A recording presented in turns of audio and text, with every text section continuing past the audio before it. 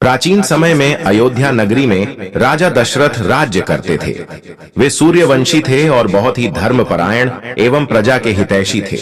उनकी 3 पत्नियां थीं, कौशल्या, सुमित्रा और कैकेयी। राजा दशरथ के कोई संतान नहीं थी, इसलिए उन्होंने पुत्र प्राप्ति के लिए महर्षि ऋष्यशृंग के निर्देशन में पुत्र कामेष्टि यज्ञ कराया।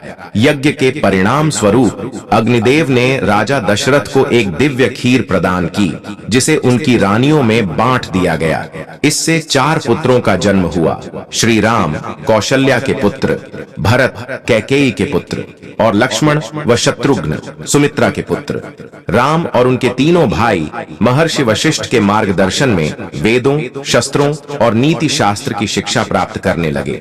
उसी समय विश्वामित्र आशी अयोध्या आए और राजा दशरथ से आग्रह किया कि वे राम और लक्ष्मण को उनके साथ भेजें, ताकि वे ताड़का, मारीच और सुबाहु जैसे राक्षसों का वध कर सकें, जो उनके यज्ञों में विघ्न डाल रहे थे। राजा दशरथ ने भारी मन से अपने पुत्रों को भेजा। राम और लक्ष्मण ने ऋषि विश्वामित्र के साथ यात्रा की और कई राक्षसों का वध किया।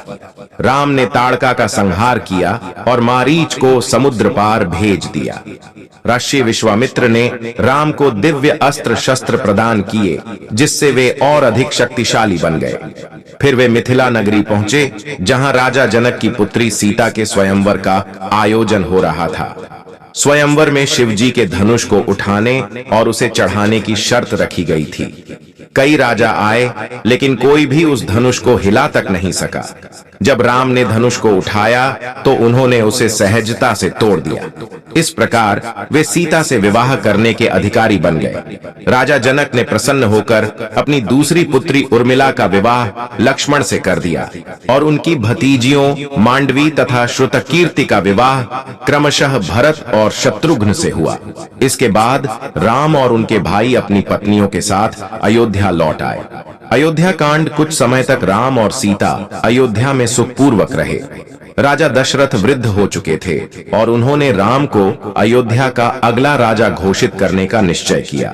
पूरी अयोध्या में हर्ष और उल्लास था, लेकिन उसी समय कैकेयी की दासी मंथरा ने कैकेयी को भड़काया कि यदि राम राजा बन गए तो भरत को महत्व नहीं मिलेगा। मंथरा की बातों में आकर कैकेयी ने राजा दशरथ से अपने 2 वरदान मांगे। पहला कि भरत को राजा बनाया जाए और दूसरा कि राम को 14 वर्षों के लिए वनवास भेज दिया जाए। राजा दशरथ यह सुनकर अत्यंत दुखी हुए, लेकिन वे वचनबद्ध थे। राम को जब यह ज्ञात हुआ तो वे बिना किसी द्वेष के वनवास के लिए तैयार हो गए। सीता और लक्ष्मण भी उनके साथ जाने का निश्चय करते हैं। राजा दशरथ के लाख समझाने के बावजूद वे तीनों अयोध्या छोड़कर चले गए। राम, सीता और लक्ष्मण चित्रकूट पहुंचते हैं। इधर राजा दशरथ अपने पुत्र वियोग में प्राण त्याग देते हैं। भरत और शत्रुघ्न जो ननिहाल गए थे, जब लौटते हैं तो वे यह समाचार सुनकर अत्यंत दुखी होते हैं। भरत अपनी माता कैकेयी को बहुत धिक्कारते हैं और अयोध्या का राज सिंहासन ठुकरा देते हैं। वे राम को वापस बुलाने चित्रकूट जाते हैं, लेकिन राम धर्म का पालन करते हुए वापस लौटने से इनकार कर देते हैं। भरत राम की चरण पादुका लेकर अयोध्या लौटते हैं और नंदीग्राम में रहकर राज्य का संचालन करने लगते हैं। अरण्यकांड राम, सीता और लक्ष्मण चित्रकूट से आगे बढ़ते हुए दंडक वन में प्रवेश करते हैं। वहां वे अर्षियों से मिलते हैं और राक्षसों का संहार कर धर्म की रक्षा करते हैं। वे अगस्त्य अर्षि से शक्तिशाली दिव्यास्त्र प्राप्त करते हैं। वन में रहते हुए उनकी भेंट शूर्पणखा से होती है, जो लंका के राजा रावण की बहन थी। वह राम पर मोहित हो जाती है और विवाह का प्रस्ताव रखती है। जब राम उसे अस्वीकार कर देते हैं तो वह लक्ष्मण से विवाह का आग्रह करती है। लक्ष्मण भी इनकार कर देते हैं, जिससे क्रोधित होकर वह सीता को मारने दौड़ती है। लक्ष्मण उसका नाक और कान काट देते हैं। शूर्पणखा यह अपमान सहन नहीं कर पाती और अपने भाइयों खरदूषण से सहायता मांगती है।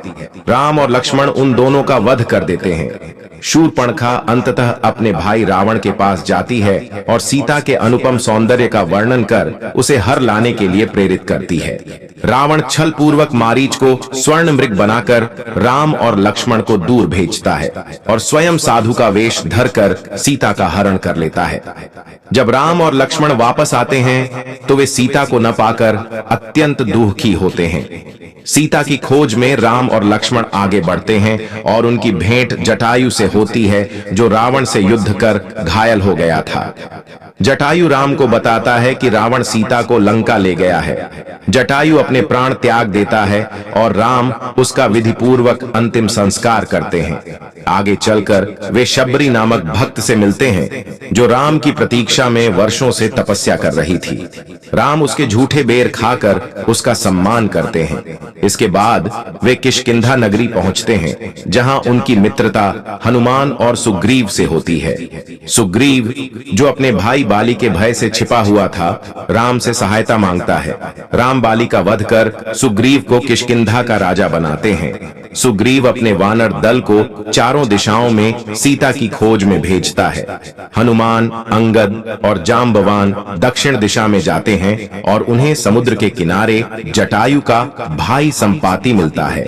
संपाति बताता है कि सीता लंका में अशोक वाटिका में कैद है। हनुमान समुद्र लांघकर लंका पहुंचते हैं और वहां सीता को देखते हैं। वे सीता को राम का संदेश देते हैं और लंका में अपना पराक्रम दिखाकर राम के पास लौटते हैं।